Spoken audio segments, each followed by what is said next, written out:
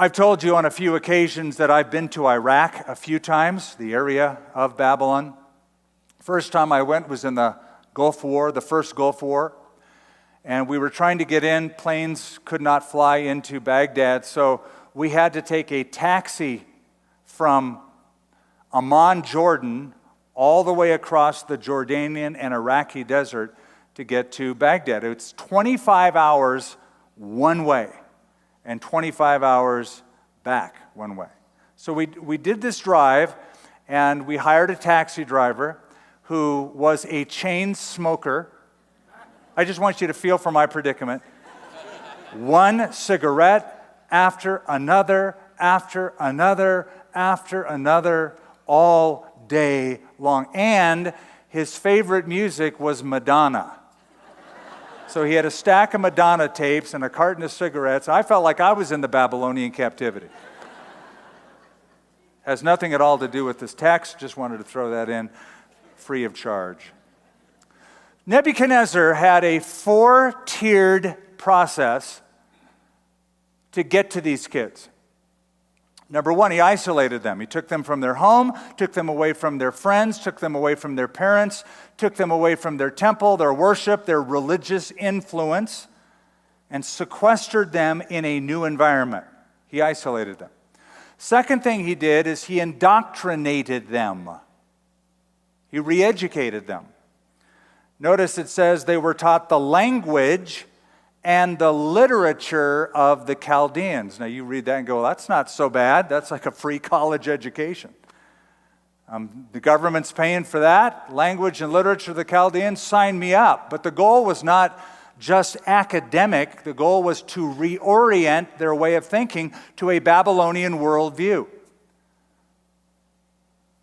It was a 3-year program. The literature of the Chaldeans promoted the Chaldean worldview of many gods. There's not one God like they were taught in Israel, in Jerusalem. There are many gods. And so the worldview changed their thinking about God, about life, about mankind. Archaeology also has shown us that the Babylonians practiced divination. They looked at the stars to predict the future. They took the livers and entrails of animals and put them on a plate and let them wiggle around, and somehow they looked at that and could predict the future. All of that, Daniel and his friends would be taught in school. Basically, it was a 3-year cultural assimilation course to get them to forget everything they learned as kids.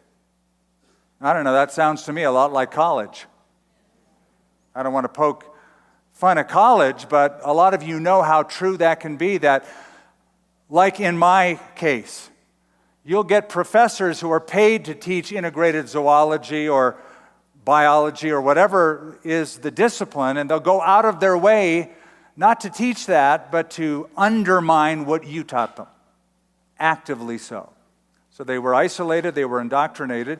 Third thing that Nebuchadnezzar wanted to do is intimidate them. They were intimidated.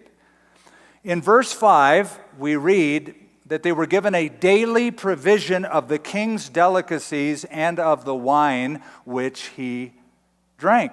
Now again, that doesn't sound bad at first blush. You're in college and you get free food, right? Sign me up for that. Especially this food. If you're a Jewish kid eating falafels in Jerusalem every day, and now you're in the biggest city in the world, given delicacies, those are perks.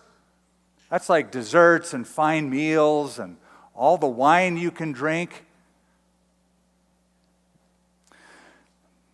Leo Oppenheim, the scholar, said, but the food that was offered in the Babylonian court was first offered to Babylonian gods and then brought to the king's table. So all of that would be used to intimidate these young Jewish minds. And they would start thinking thoughts like, well, why should I believe in my God? First of all, I never ate like this in Jerusalem. Second, my God couldn't protect me from all of this. And Babylon itself was intimidating. The Greek historian Herodotus says the walls of the city of Babylon were 80 feet thick, 320 feet tall, and 56 miles long. If you walk through the center, the opening to the town called the Ishtar Gate, which I have done in its rebuilt ruins. You're on a street that's 65 feet wide, made out of limestone, flanked by red tiled sidewalks ornately decorated. The river Euphrates runs through the center of town, parallel to that street. You would see the most magnificent palace in the world and one of the 7 wonders of the world called the Hanging Gardens of Babylon. Any Jewish teenager would drop their jaw at wonder, wow, where am I? This is awesome. They'd be enamored by it. And then the fourth thing Nebuchadnezzar did is he redesignated them. He took away from them their most personal, private possession, their name, and gave them new names. It's basically social engineering. So the name Daniel, his Jewish name, is a name that means God is my judge. His new name given by Nebuchadnezzar is Belteshazzar, which means may Bel protect the king. Bel is one of the chief deities of Babylon. Hananiah meant beloved of the Lord, but his new name was Shadrach, which means illumined by Aku, the moon god. Mishael means who is like God, but the new name, Meshach, means who is like Aku, the moon god. And Azariah means the Lord is my help. That's his Jewish name, but he was given the name Abednego, which means servant of Nabu. All of these are pagan deities, and they had so many that they worship. But what I want you to latch on to is that they are banning words. They are banning foreign names, and the only words allowed is the words this new culture has provided for them. Sound familiar? So that's the predicament they were in. Now the predicament takes us to the second phase, that is the protest. So we read what we read, but look at verse 8. What's the first word in the verse? But. That's a good sign. But Daniel. See, it doesn't say and Daniel or so Daniel or therefore Daniel, but Daniel. So immediately we have opposition to the pressure. The pressure represented in the first 7 verses is met with a but Daniel, a negative conjunction. On the contrary, what we have going here is Daniel, young teenage Daniel, making a choice. And the choice he is making is, will I conform or will I not conform?